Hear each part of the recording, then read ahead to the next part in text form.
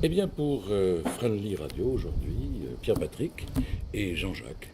Jean-Jacques qui nous a rejoint pour quelques photos, c'est bien agréable, mais évidemment Jean-Jacques n'est pas tout seul puisque j'ai en face de moi un homme que j'aime beaucoup. Alors, amis auditeurs, pardonnez-moi si je le tutoie, car il paraîtrait inconcevable de vous voyez une personne que je connais depuis quelques années déjà.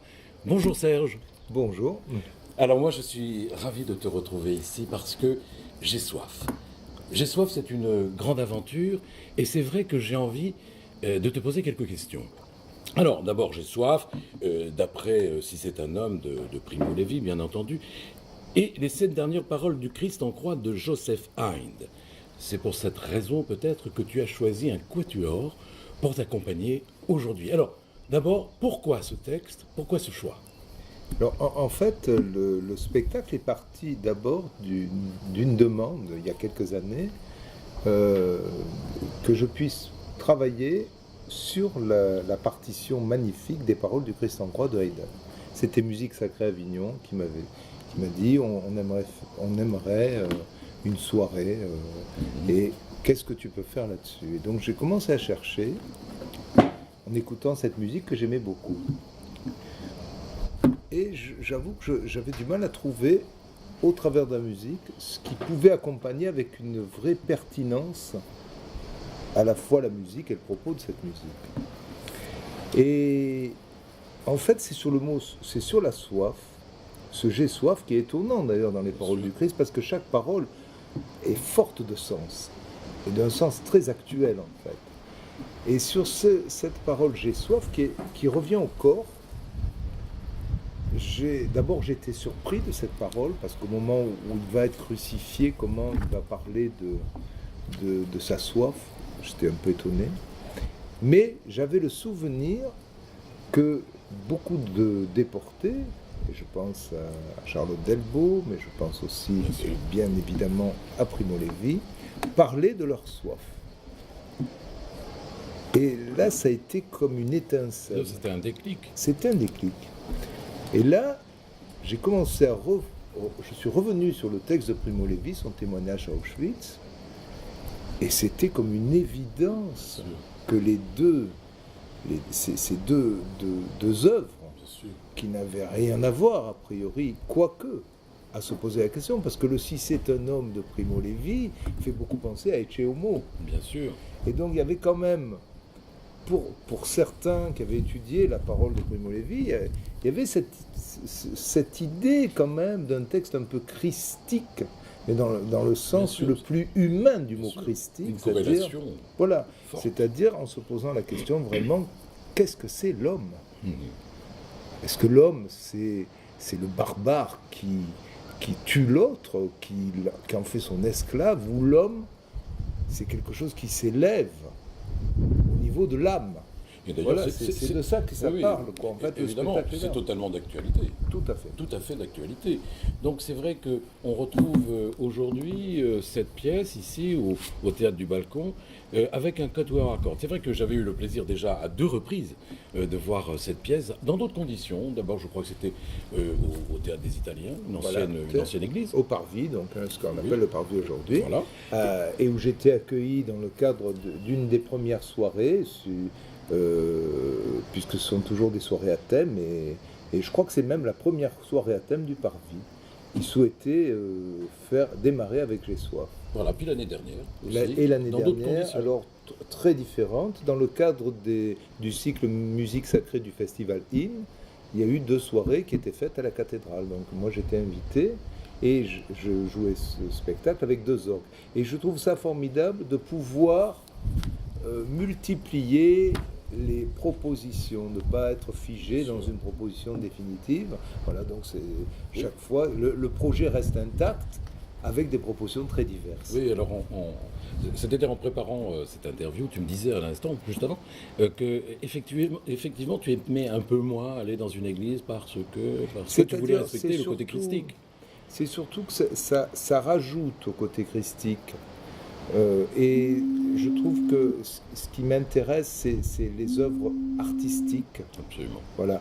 Et dans une église, je ne dis pas qu'on n'a pas sa place, parce que c'est formidable d'y jouer, mais ça m'enlève la théâtralité Bien que je sûr. peux trouver dans Bien sûr. un lieu plus neutre, on va dire. Absolument. Mais alors, aujourd'hui, j'ai été encore touché par la sincérité de ton expression.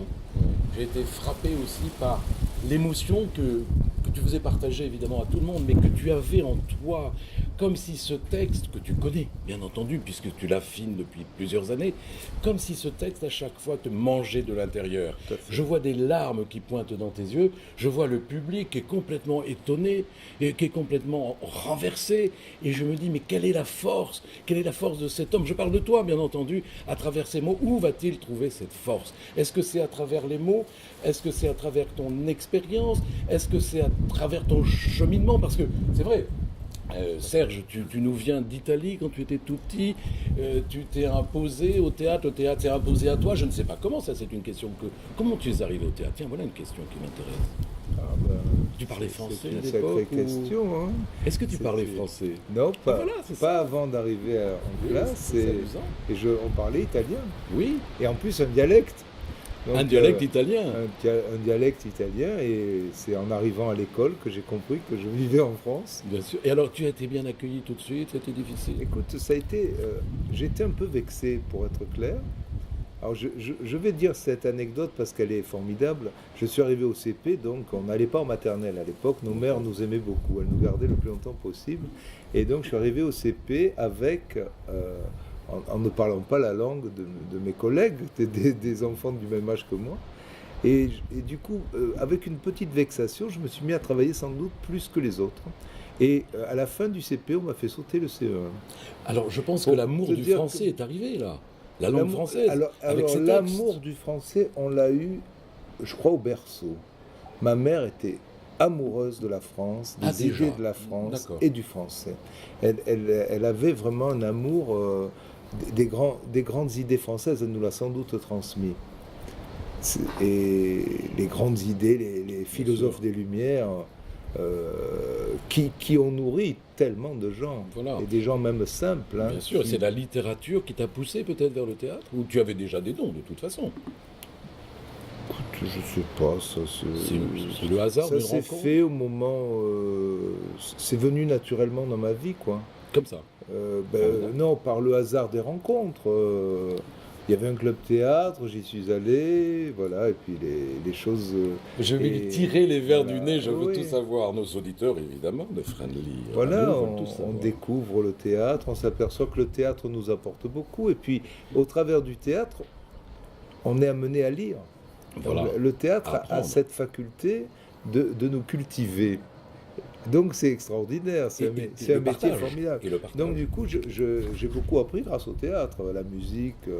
Je veux dire, mes pièces m'obligent à réfléchir à nombre de choses, comme la scénographie, la musique, Ah, les bien costumes. sûr, On d'ailleurs- est amené à réfléchir en permanence à nombre de choses qui nous obligent à grandir, quoi. Voilà, Je tiens à souligner également le travail de Sébastien Lebert sur la scénographie et la lumière. C'est tout à fait exceptionnel.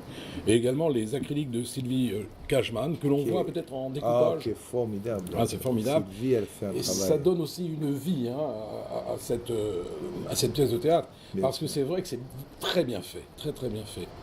Alors quels sont tes projets après le festival? Alors est-ce que tu veux repartir en Alors on va le Corée? refaire, j'ai soif. C'est vrai? À Avignon, ça sera dans la saison, en début de D'accord. saison d'ailleurs. D'accord. À la demande d'ailleurs, étonnamment, parce que pourtant je l'ai joué nombre de fois aussi à Avignon. Et on va le rejouer, je suis ravi de le rejouer. De toute façon, moi, c'est un spectacle que je jouerai très longtemps encore, parce que c'est vrai que c'est un spectacle qui, comme le bon vin, se bonifie. Absolument. Voilà. C'est un spectacle de garde, on dit des vins de garde, c'est un spectacle de garde. Absolument. Eh bien, Serge, toi qui es le capitaine de ce navire, le Balcon, le théâtre du Balcon, pardon, j'ai une petite extinction de voix. Eh bien, C'est je les te pollens, remercie. ça, je Ce sont pense. peut-être les pollens. Eh bien, je te remercie de ton accueil encore une fois. Et je suis heureux pour toi, car tu nous transmets tellement de belles choses que j'ai envie de t'embrasser. Et je le fais tout de suite. Voilà, qu'on entende notre Voilà. bisou sonore.